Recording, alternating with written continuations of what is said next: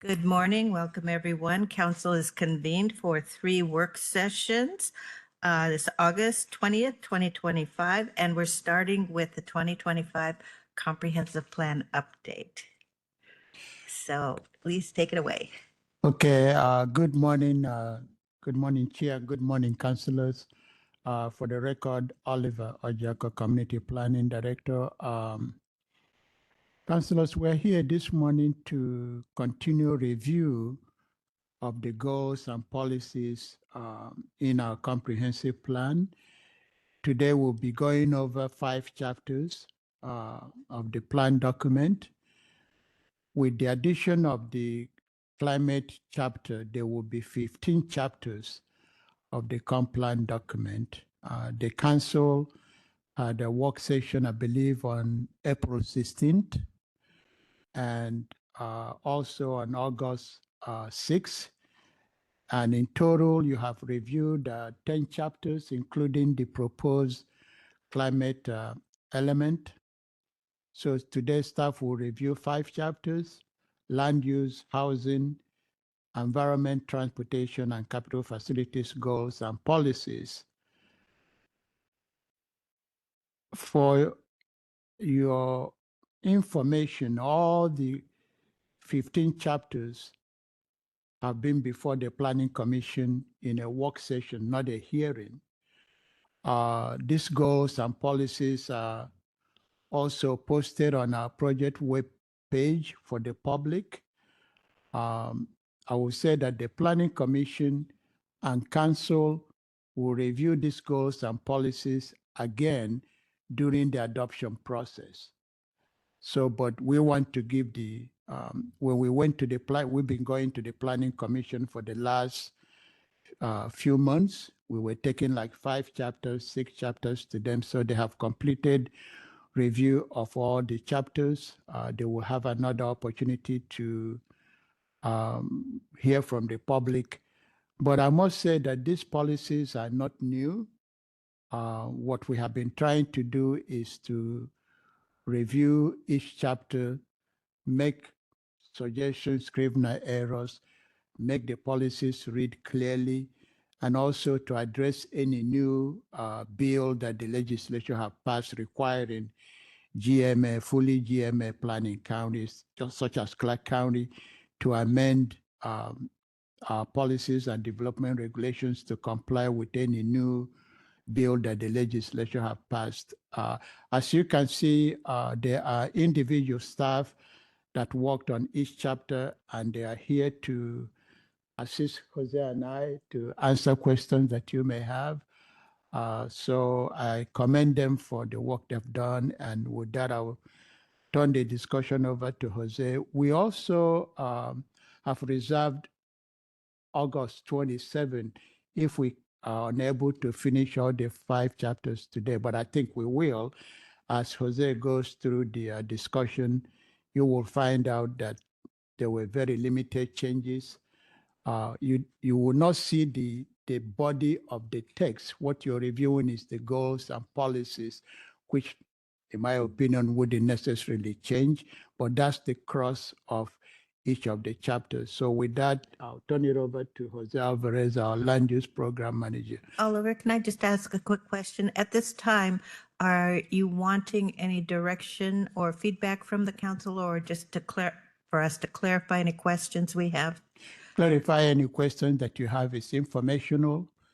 I'm not asking for any decision today because it's not a hearing. You will be hearing this from the public when we go through the adoption process. So I'm not asking for any direction today, just informational to council in terms of the changes and corrections that have been made relative to the goals and policies. The only comment I will add is that we are still, I think we've shared this with council, there are certain county-wide planning policies that bind the county and the local jurisdiction together. There are certain policies that we are still coordinating review by our local jurisdiction. So you're going to be seeing that at some point. As soon as they're all on board, we will come back to the council and share that with you. So today, no action is expected from council. Thank you. All right. Jose? Go to the next slide. Jose Alvarez, Community Planning Program Manager. Oliver discussed most of the items on the slides, so I'll just kind of go through those really quickly. We were before you in April with some of the chapters, and then we brought the climate element on August 6th. And the chapters, the 5 chapters that we're going to be reviewing, were most affected by climate. So most of the changes are climate related in those chapters. So we were waiting until that part of the process was completed to bring those to you with the other changes that were done there. Next slide, please.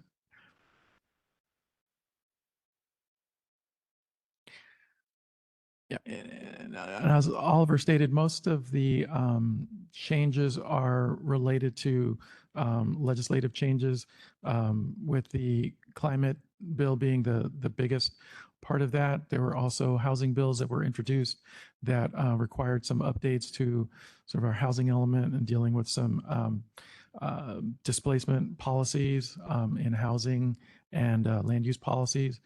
But we've also coordinated internally with our different departments on some of the policies, and externally for capital facilities with CPU and other service providers.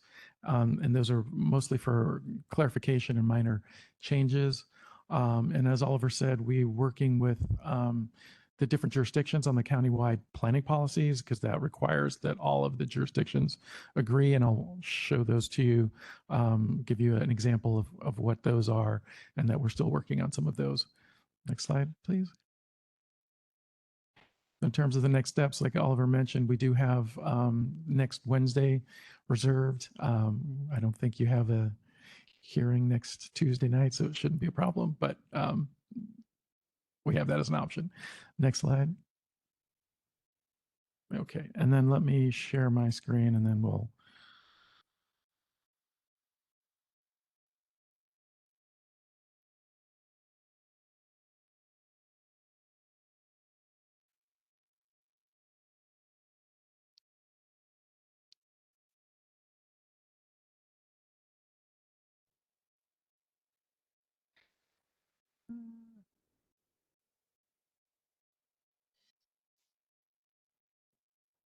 Okay.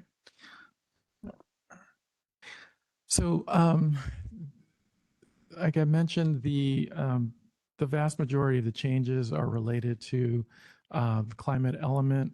There are new policies in these chapters that were either proposed by CAG, so new policies, new goals and policies, and then also we identified existing policies that help support the climate-related goals and policies, and those are identified with the GHG, RES, or both GHG and RES in those for those policies. The countywide planning policies that are in some chapters, well, in all of the chapters, they're the first section. It's either 0.0 or 0.1.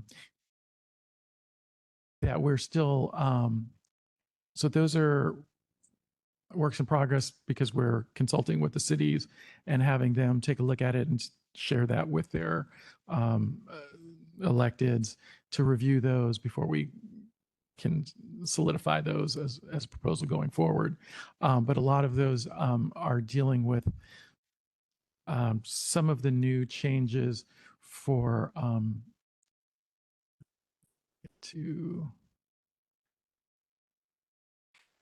so in this first chapter, the density issues, because of the changes in the housing analysis planning tool and how we're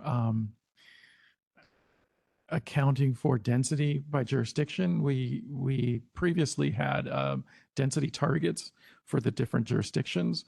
And we were doing this, what our vacant buildable lands model ran on comp plan. So larger categories of residential, urban low or urban high. So single family, multifamily. The model has changed to be zoning based. So there are more specific zoning density targets, and those are in our vacant buildable lands model. So what we're proposing here is to just incorporate those density targets that were provided to us by the jurisdictions and include those as an appendix, and to remove those density targets in the policies there, and also to show the income bands and the targets that each jurisdiction needs to comply with based on the allocation that the council has done. I have a quick question Yeah. here, but so those income bands that have been assigned to all of the cities, those stand. So it's not the density targets proposed by each jurisdiction, they've already been assigned. It's slightly different. The housing goals aren't related to density per se. So they have housing targets for each income band, and that's a new thing that we're going to add. And then the density, in order to achieve that, there's prescribed for each zone in each jurisdiction how they're going to go about achieving that. And so that's in the vacant buildable lands model, where each jurisdiction has identified each of their zone and what their zoning density target is for achieving those. So it's up to them to figure out where. Yes. Yes, and for background, the old countywide planning policy that the county and each of the jurisdictions agreed to was that no more than 75%, for example, of the new housing be single family and 25% multifamily. With this new tool, that's going away. Similarly, the previous density target was 8 units to an acre, combined single family and multifamily for the Vancouver UGA as an example. All the other smaller cities were 6 units to an acre, with the exception of La Center and the town of Yakult. So with this new tool in terms of allocating housing by various income band, that is how we are going to be measuring what is occurring going forward when we do the 5-year report. So that's what this policy will get us to. So just as a well background, what was agreed to that we are now moving away from. It used to be 60-40, if you recall, Chair. And the cities, no one could meet that 60-40, and they came back and said, let's push for 75-25. That's no longer applicable now that the legislature say you have to not encourage, but now you have to plan by those income bands. Go ahead. So the other Jose, really yeah, go quick. ahead. Sure. Sorry. A quick question. How often does the Office of Financial Management release new population forecast? So I know that they release forecasts for these when we're updating our plan. So it's usually a couple of years before that. Multiple jurisdictions are on different schedules, but they're updating those, I think, every 5 years. Every 5 years. Yeah. Thank you. They do provide the April 1 estimate, but for planning purposes, it's every 5 years. And they use the American Community Survey? Sometimes they rely on that, including when we have 10-year census count. They try to incorporate that in their forecasting. Thank you. So the other item I just want to point to you, for all of these policy proposed changes, like I said, we've identified the rationale for each of the proposed changes. So like I said, most of these are related to policies that came out of the Climate Advisory Group. And then again, in identifying those existing policies that support climate. And then there are clarifications, and then the sort of the technical review that was done both by internal staff and sort of external when we shared that information. And those are based on any new legislation that came about that required updates.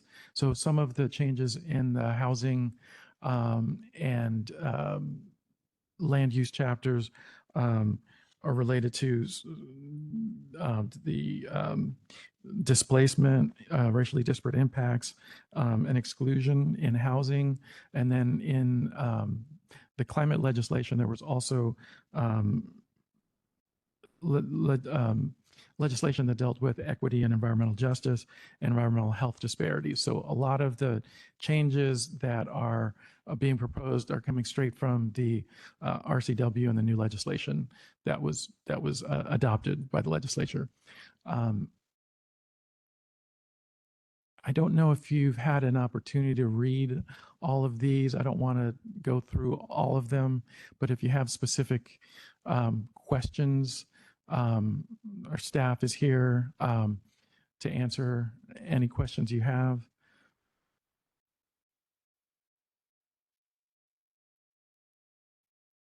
Yes, thank you. I do have a few. Mhm. And then was it last week or no, it was a couple weeks ago that we last met. I did have some questions about the changes that were regarding mining in the county. Mhm. But let me go through these questions. Is that in No. this? That's in a different section? Yes, Okay. correct. All right. So just a few things here on page, can't read it, on page 4. So 2.1.14, promote home ownership opportunities for low income, moderate income, and middle income families. Is that an error? I mean, because moderate income and middle income, are those differently defined terms, or was that a mistake?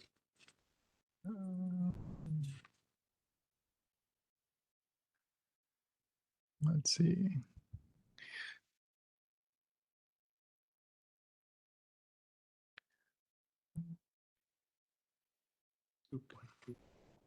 Two point 1.4.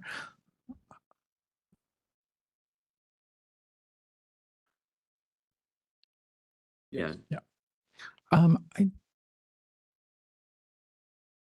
Yeah, that's it. I have to look into that. If there's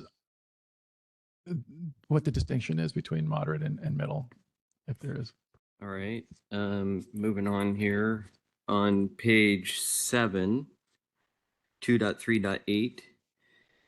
I'm just curious. So, ensure housing policies, codes, and regulations encourage the development of units for moderate, low, very low, and extremely low income households. Mhm. I'm wondering, obviously that is our priority.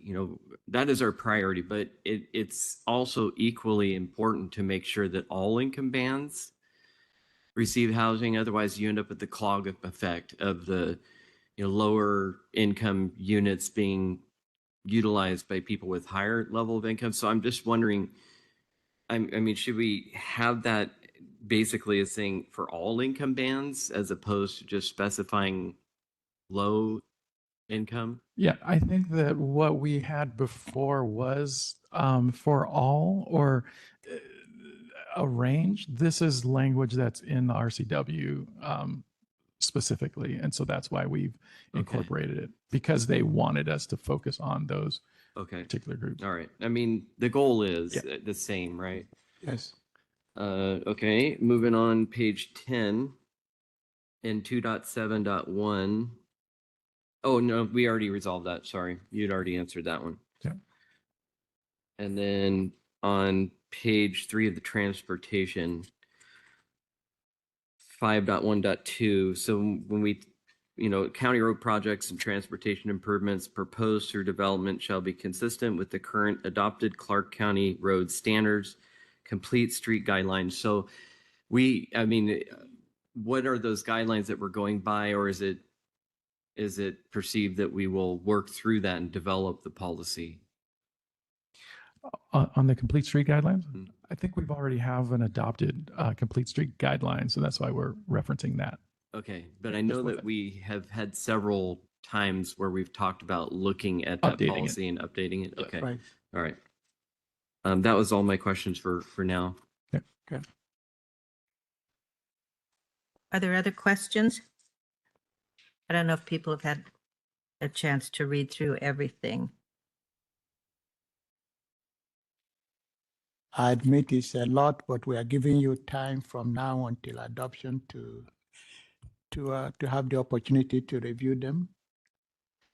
And if we can, I know Councilor Young, I failed to forward you an email last week I sent this morning on your other question on mining. Oh, And it was a Scrivener's error of something that was inadvertently left out during the last update. So Yeah, we it have was, So- it was inadvertently left out, and this is an opportunity to correct that. The previous council adopted those, so when Okay. we are doing cut and paste, someone mistakenly left those out, and it came to our attention, so that's what that was all about. okay, great. So I have it sitting in my inbox then. All right. Chair? I just want to ask, big picture, how achievable are these goals, these new goals required by the state? We have to. I think the answer to that is how we go about the implementation and our development regulations. But in terms of having the goals and policies in our comprehensive plan, that's a requirement. I think we have to, the council, for example, have already approved the middle housing opportunities. When we came back, when we came before you on the housing, we identified that we are already seeing some projects utilizing those new provisions. We haven't yet completed the multi-family code changes. So when we do, and when we look back 5 years from the time we start looking at, we'll see how well we are doing. Some of the goals in the climate bill will require some changes, and some may be costly, but that is the only way we can look back and say how well were we doing, by the requirement that we look back or through implementation and through monitoring to see how well we are doing. Yeah, I was just trying to get a sense of trajectory and how divergent it is from where we were headed anyway, because it's a lot of stuff here. Yes, I think it will be a collective effort. For example, when we look at the density requirement, for example, or providing housing by various income bands, what that will require is a change of what we have been doing to see with these new opportunities and changes to our development regulations, are we seeing the result of those new bills, if you will? That's the only way we can be able to say, yes, we are achieving them, or no, we are not. What I have learned is that when we do that 5-year look and report back, this is, statewide. It's not only unique to Clark County, but those reports go back to the legislature, and they look at it and decide whether to amend the bill or do something different. But there's no other way except when you begin to implement, go through your implementation. And then, there are some areas where we don't have any control, as you know. So, but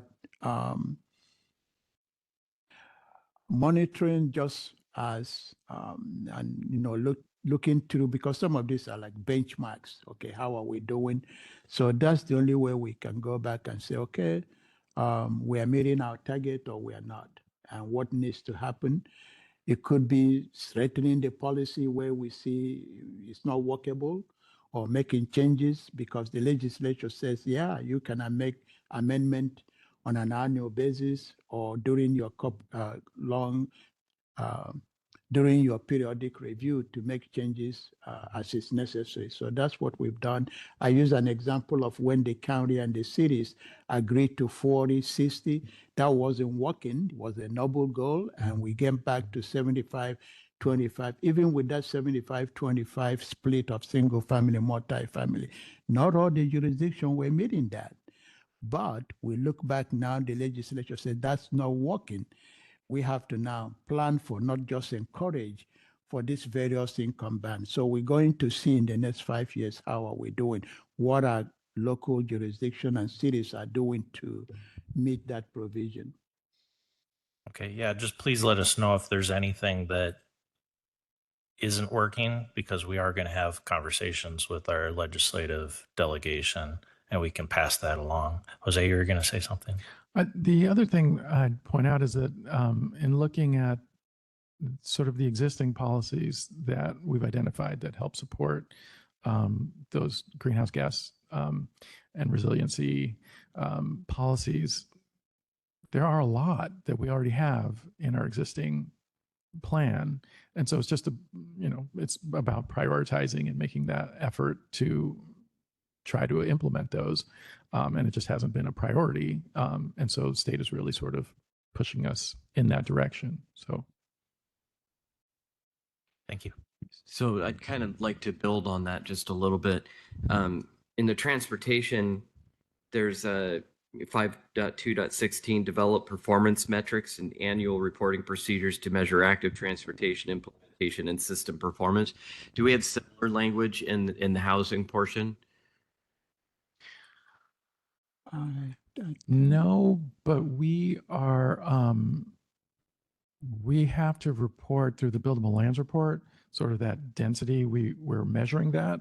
So that's a built-in part of the process where we're already doing that. Okay. All right. And then I don't know if this, there's been recent discussion with the city of Vancouver because I think they're looking at their, what they should be adding in terms of housing units. And I think they're around 25% or something of what they should be. Right. And then they've stopped, realized we've got a problem. And so they're looking at how they can adapt and change things to try to change that trajectory. I'm curious on a couple things. I'm sure you don't have them right now, but if you could get them to us, that would be great. Just kind of a comparison with, our housing development in the urban growth area and how it fits to what we need to supply in order to be providing the housing that the community needs. And, so we can kind of take a look. We're kind of at an inflection point here because we're making significant changes when we adopt the plan. So there's going to be some time for all that policy to kick in before we can really kind of turn around and evaluate. But if we're at like 25% too, I think it's unlikely that the changes that we're making would flip that, to 100%. So, at that point, we should be starting to look at more aggressive means of trying to correct that shortage, that institutional shortage that's being built. So, yeah, good comments. I think staying on top of our trajectory and recognizing if there's a problem and kind of scrambling, trying to figure out how we can change that. So thank you. Just following up on I think it's a great idea to monitor our trajectory as we go along. The vacant buildable lands model, that happens in conjunction with comp plan update a few years before. That's So not an ongoing, it- it's ongoing related to the comp plan. So there's two different things. Is the vacant buildable lands model is run every year, so we have an understanding of what our capacity is each year and the change year over year. The buildable lands report is what's done 3 years before the comp plan is required to be updated, and so that we're tracking all of the growth in housing units over time and tracking that. I didn't understand the distinction, so that's Yeah. good to know. I have a couple of questions in the environmental element, page 2 of chapter 4. And that first new bullet item there, implement a comprehensive and forward-looking stormwater management program. I'm wondering what was considered forward-looking? Were people thinking about extreme weather conditions that one might want to redesign stormwater facilities to accommodate more water, or it just seems like a vague term. I wondered what was the thinking behind it. And whether sea level rise projections would impact us upriver here with the tidal. Well, I'll have Jenna come up, and this is a policy that He came out was of ready the to spring forward here. Climate Advisory Group. Good morning, Councillor Jenna Kay, for the record, with Community Planning. So the edits here to policy 4.2.3, these did come out of our work with our Climate Community Advisory Group. So as you can see, there was a previous policy in this chapter that then we struck out most of the language and rewrote it. We were fiddling sort of with options with that group, and the older language we realized just a lot of it was kind of out of date. Like there was some reference to things related to more dairy farm focused and things like that around stormwater. So basically did a refresh of that policy and trying to fold climate change into it. So the forward looking was, it is a general term language there, but was intended to sort of incorporate if the climate is changing as we're doing our stormwater planning, we should be planning for changes in sort of what happens with water here in the county, in terms of how much is falling when and things like that. What I thought would be good for that to mean is that increased volume of water because of storm events, because I've been seeing that happening now. Yeah. Thank you. And on page 10, well, I don't have a specific thing here, but it's talking about availability of water. I think it's silent on water withdrawals and the Trout Aquifer, the Troutdale Aquifer. And I think there should be something related to that in our comp plan. If this is Or Jenna, is it somewhere else? well, this is Jen. I can start and I'll look to Oliver and Jose to add on. I think when it comes to water rights, essentially, the county isn't, right? We're not the authority, like we don't have any role. Department of Ecology is the regulatory authority for water rights in the state. So some things are not mentioned because it's not the county's role, but like our stormwater team, right? The way the county does have a role in influencing water in the aquifer, right? Is promoting infiltration, for instance, right? And getting as much of the stormwater that comes down to infiltrate back into the ground to get back into the aquifer instead of running off. So sort of big picture, that's our role. So you'll see language in here around infiltration and things like that to promote the absorption of water, but you won't see language around sort of like the withdrawal of water or things like that. I'm just thinking, though, that the county plays a role related to rural development and wells. So would we be permitting wells? Because I think in as much as land gets divided in the rural area and wells are, if there isn't municipal water available, wells get installed, and the more land divisions you have, the more wells and more septic systems that go in. Yeah, and I'll just look to Oliver. I know our public health department does do the permitting around wells, but I don't know if there's anything you would like to add to that, Oliver. No, they are responsible for permitting wells, and where we can, we do, as you know, Councillor, there are some rural areas where public water is available, and we can't stop that. But in terms of, and everything, as you know, Councillor, is dependent on how areas, particularly in the rural area, is zoned, and whether public water is available. And if not, some homes required private wells, and it is public health that permits and review that. We also do an update to our coordinated water system. Some of those issues are addressed there in terms of compatibility with our land use and where the water, what aquifer or what region the water supply will be coming from, and how to be monitoring that over time. So those provisions are written in our coordinated water system plan. Okay. I know just anecdotally, there's people have said, when there's additional development occurring and additional wells going in, and I know just for ourselves, we've had to go quite a bit deeper Yes. to tap into water. So it does have an impact. So just a thought there that Troutdale Aquifer is our primary source. I think that might be it for me. Any other questions from anyone? Yeah, I got just a couple more. Okay.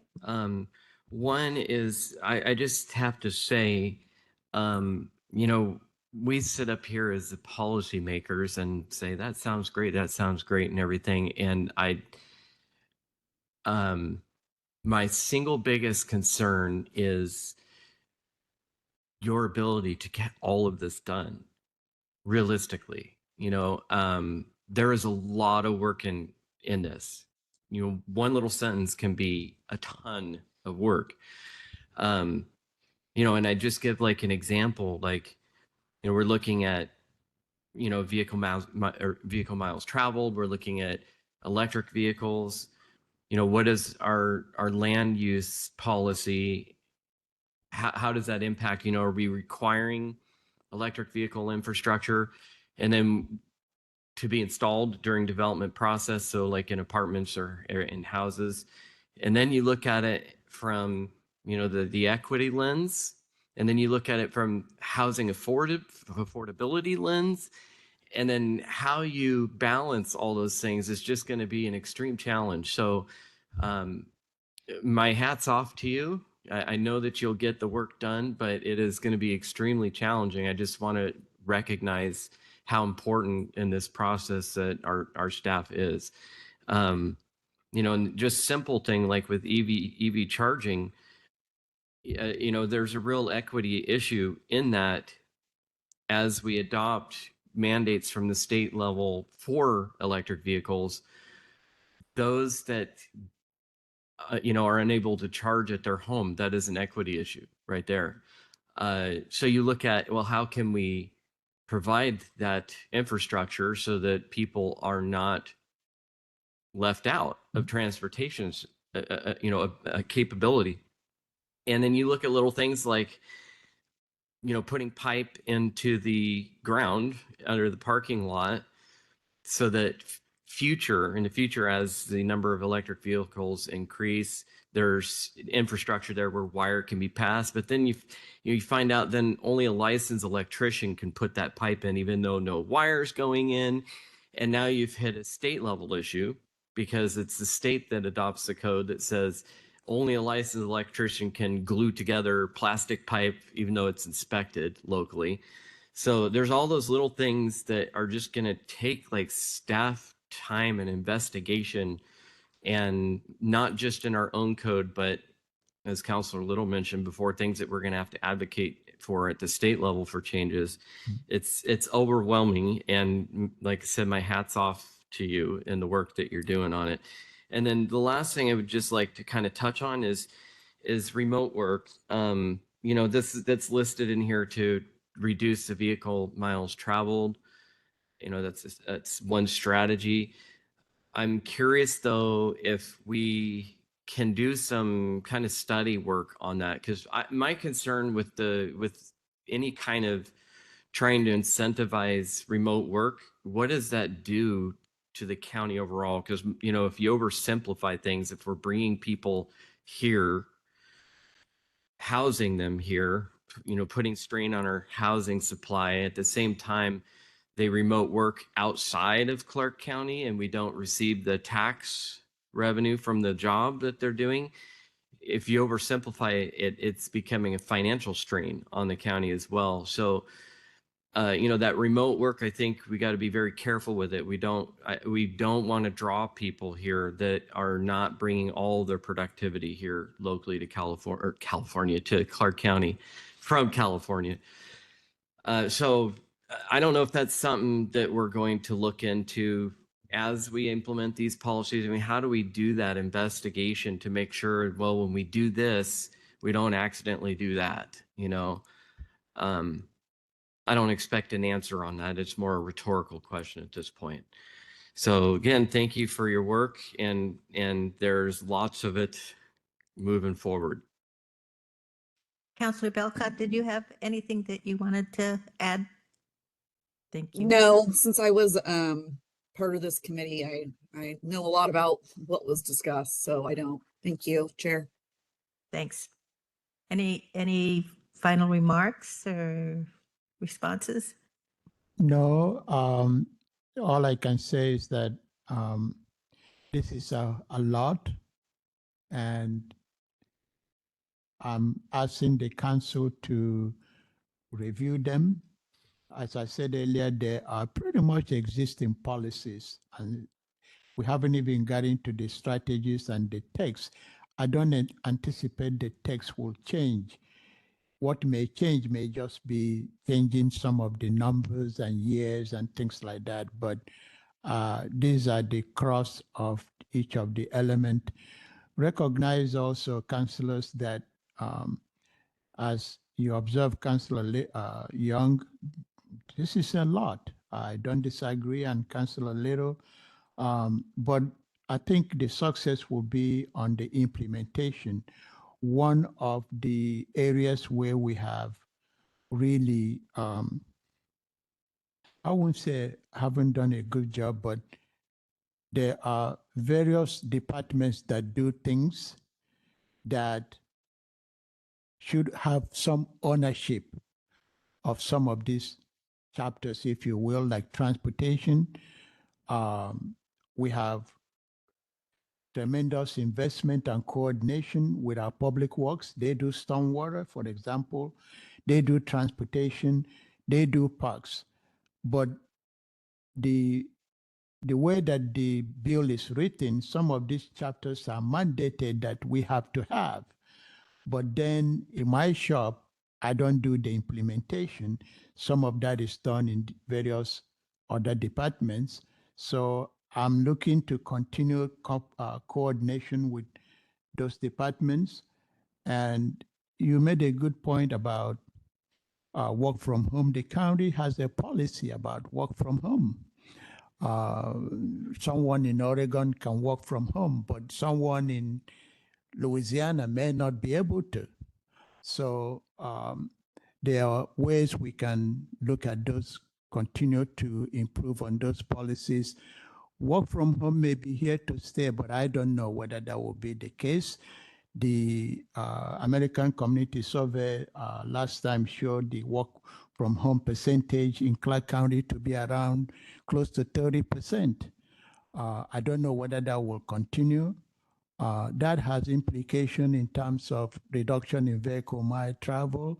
That has also implication in attracting qualified staff. So there's so many ways to balance some of those issues. On the electrification or charging station, I believe that the legislature will be on board in terms of funding.